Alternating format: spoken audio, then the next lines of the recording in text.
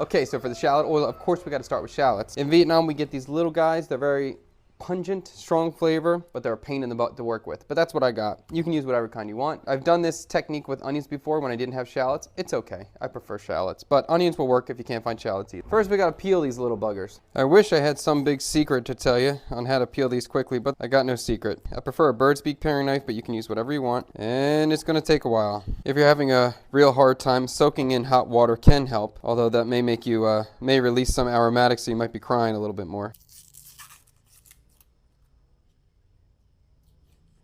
All right, that took a long time. All right, now we're gonna slice these things. When I'm slicing these shallots, you can use a knife, you can use a food processor if you wanna chop them, but to me, slicing is better than chopped, and the best way to slice them is with a mandolin. It takes some time again, and you gotta be really careful, but that's what it is. So here we go. Keep my fingers out of the way. You don't wanna cut them too thin. When I get to the bottom, when I get too nervous, I'm just gonna reserve that little trim, and I'll put that in the satay I'll make later. All right, no secret. Go as slow as you want, or as fast as you want.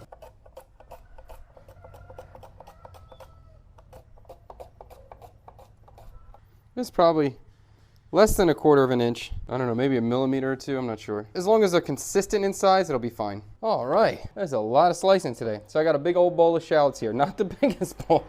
For how long that took me, it's not that big of a bowl. All right, I'm gonna save all the trim. I'm gonna put all the trim aside, and then we'll start frying these things. Okay, so before we start actually frying, we need to make sure we got everything we need, because when it happens quick. I got my pot I'm gonna fry in. Then I have a strainer and a pot that I'm gonna strain into, ready to go. You do not wanna be running around when you need it because they will burn quick. I've never measured this before, but I'm gonna try to come up with a measurement for you today. So I have 1 bowl of shallots that comes right up to the leaf pattern on this bowl. I have the exact same bowl. So I'm gonna start with equal parts oil to equal parts shallot, and then we'll go from there. I think that's probably a good ratio, but we'll see. You can use whatever oil you want. Neutral is better. Preferably avocado oil is always good if you can afford it. Canola, vegetable oil, that all works too. I've never done it with pork fat, although that would probably be awesome. Maybe I'll do that next time. Oil's in the pan. I don't know exactly why, but other times when I've tried to make this and I put the shallots in cold oil, sometimes the texture did not come out correctly. It didn't come out crispy, it came out more gummy. And every time I add the shallots to hot oil, it seems to always work for me. So I always make sure the oil is hot first. How hot? I don't know, around 300, 350. It doesn't really matter. Just hot enough that they sizzle when they get inside there. You don't want it smoking though. I'm gonna add my shallots. I just want to make sure I hear some kind of sizzle when they go down, and they are. Could have been a little bit hotter. This would probably be the coldest I would want it to be. Now I'm just gonna fry them slowly. This is gonna take a while. Maybe 15 minutes, could even be 20 minutes. And I'm gonna stir them while they cook. You wanna see something like this. You wanna see this frying action going on.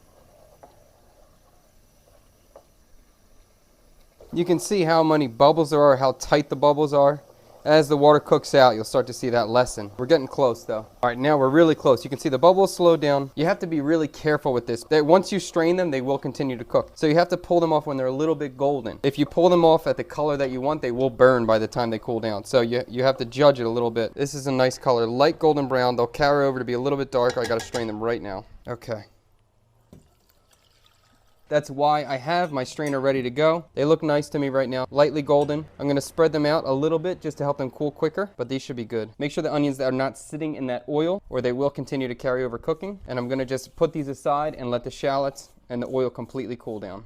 So once your shallots are completely cool, you have 2 options. I have my nice crispy shallots now, and I can store them separate from the oil, or I can just combine them. I just prefer to combine them. So my shallots are cool, my oil is cool. I can combine them in any kind of container you want. I find this easier. The shallots store better, and then you can leave this out or put it in the refrigerator. It doesn't matter. This will last for months. So although it may be a little bit of a pain in the butt to make, it takes some time. I always do a bigger batch, and this will probably last us 2 or 3 months easily. Well, I shouldn't say easily. This will probably last us 2 or 3 months. Super good. Let's do the next thing. Garlic oil next.